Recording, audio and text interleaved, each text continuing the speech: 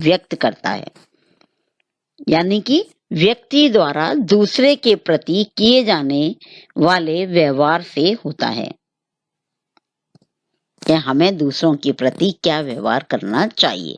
वो मैं है, लेकिन मुझे मेरे साथ क्या व्यवहार हुआ जा रहा है। व्यक्ति के द्वारा किए गए व्यवहार पर दूसरों की प्रतिक्रिया, जिसे व्यक्ति आंतरिकृत करता है, वो मी है, यानी वो हमारे सेल्फ, मी जो है हमारा सेल्फ, और उस सेल्फ पर क्या प्रभाव पड़ रहा है हमारे व्यवहार से। कौन सा व्यवहार?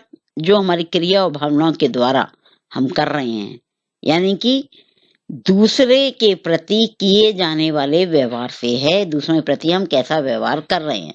लेकिन मुझे, यानी कि मी, व्यक्ति के द्वारा किए गए व्यवहार पर दूसरों की क्या प्रतिक्रिया है, जिसे व्यक्ति आंतरिकृत करता है। कोई बहुत अच्छा एक्टर है,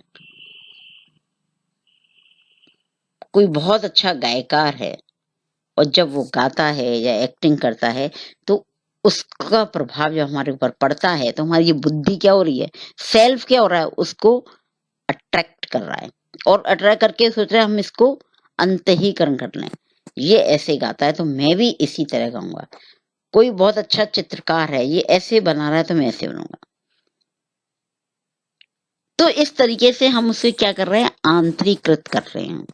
अर्थात आई और मी अंतःक्रिया होती है इन दोनों के बीच में, और जब आई और मी के बीच में अंतःक्रिया होती है तो क्या होता है, सेल्फ का विकास होता है, यानी कि स्वयं का डेवलपमेंट होता है।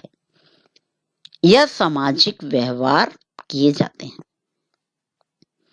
और ईगो समाजीकरण की प्रक्रिया का आधार है, और इसकी स्थिति या उत्पत्ति एवं विकास धीरे धीरे उम्र के विकास के साथ होता है। ईगो क्या है, समाजीकरण की एक प्रक्रिया है या प्रक्रिया का आधार है, और उसकी उत्पत्ति एवं विकास धीरे धीरे उम्र के विकास के साथ होता है। जैसे जैसे बच्चा बड़ा होने लगता है, इस ईगो का क्या होने लगता है, विकास होने लगता है।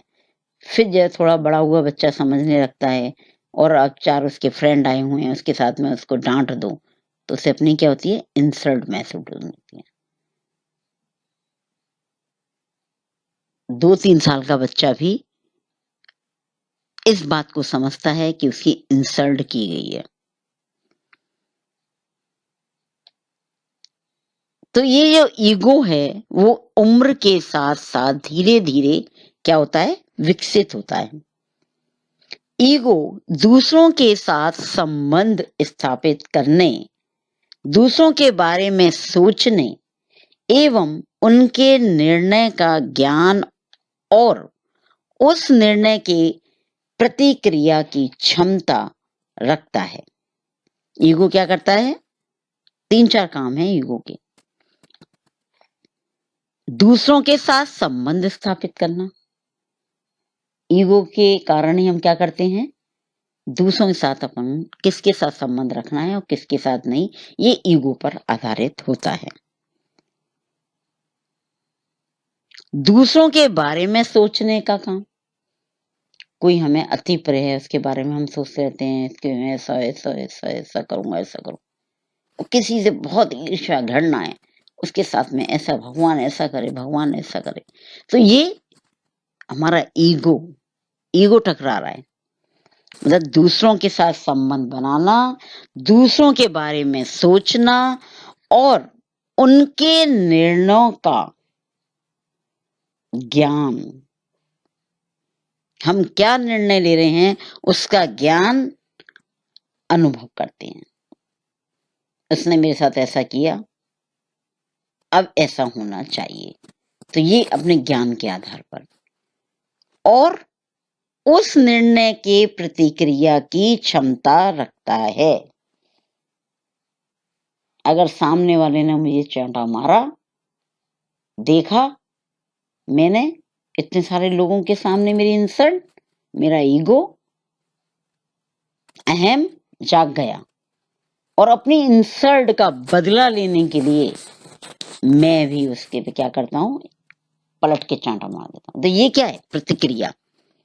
तो उस निर्णय की प्रतिक्रिया की क्षमता रखता है, मतलब ईगो इतना स्ट्रांग होता है, ये मान के चलिए आप। तो मीड ने यही बताने का प्रयास किया है कि लुकिंग ग्लास खाली ये नहीं है कि जो हमें ग्लास ने बता दिया, हमने जो देख लिया या जो भी हमें वो समझ के कूले की तरह इस बात को हम कर लें, बल्कि आई और मी का आपस में जो द्वंद चलता है, उसका जो निर्णय निकलता है, निष्कर्ष निकलता है, वो हमारी आत्मा का विकास करता है।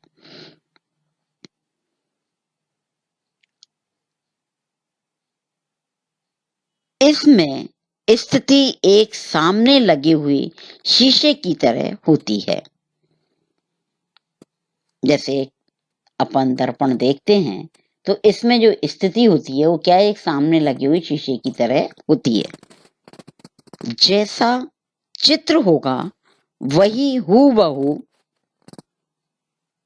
दिखेगी। वैसे ही बच्चे के साथ है, जैसा व्यवहार आप करेंगे, समाज के संपर्क में आकर वह भी वही प्रतिक्रिया बच्चा क्या करता है, उसी रूप में वापस वह व्यवहार करने लगता है, क्योंकि धीरे धीरे वो क्या करता है, उस व्यवहार को सीख जाता है। यही तो सामूहिक निर्णय की प्रतिक्रिया कहलाती है। यही क्या कहलाती है, सामूहिक निर्णय की प्रतिक्रिया। कहने का तात्पर्य यह है बच्चों कि शीशे के आगे जब खड़े होकर हम अपने व्यक्तित्व को या अपने चेहरे को देखते हैं तो हमें जो चित्र दिखाई दे रहा है वो हूबहू दिखाई देता है, जैसे हम होते हैं वैसा ही। अगर हमारे अंदर कोई शारीरिक दोष है तो वो शारीरिक ऐसा नहीं है कि शीशे के अंदर से वो हमें दिखाई नहीं देगा। मोटे हैं तो मोटे, पतले हैं तो पतले, ऐसा शीशा नहीं है जो मैजिक शीशे होते हैं, आप देखते हैं सर्कस वगैरह या कहीं जाते हैं वहां लगे होते हैं, हम इतने पतले दिखने लग गए, फिर कभी लंबे दिखने लग गए, वो नहीं। ऐसा शीशा जैसे हमें वैसा वो चित्र हमें दिखाई देता है। लेकिन उस शीशे के जैसा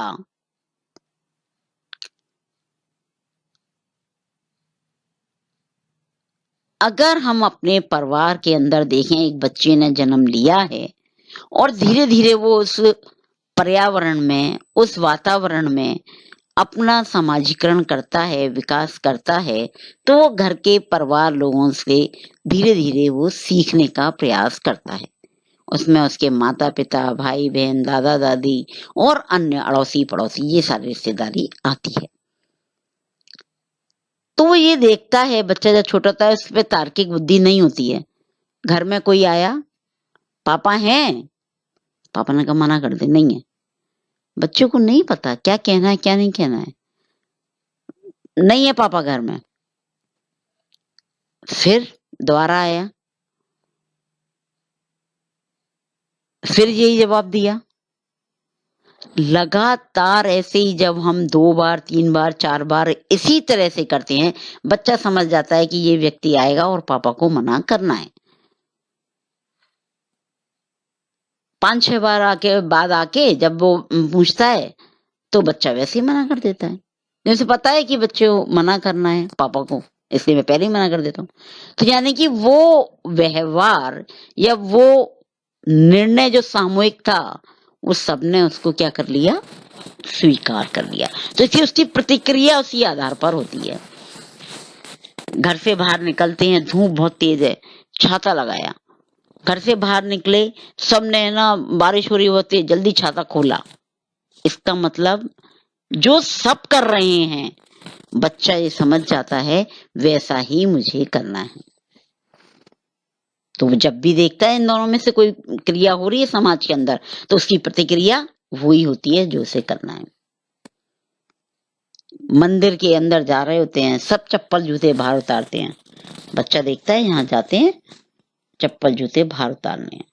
वो किसी से पूछता नहीं है, उसे बताने की जरूरत नहीं है, वो सीख जाता है, क्योंकि सामूहिक निर्णय इस तरह से है या सामूहिक प्रतिक्रिया ऐसी है। तो कहने का तात्पर्य है बच्चों कि मीड की थ्योरी, कूले की थ्योरी से इस तरह से थोड़ी क्या है, भिन्न है।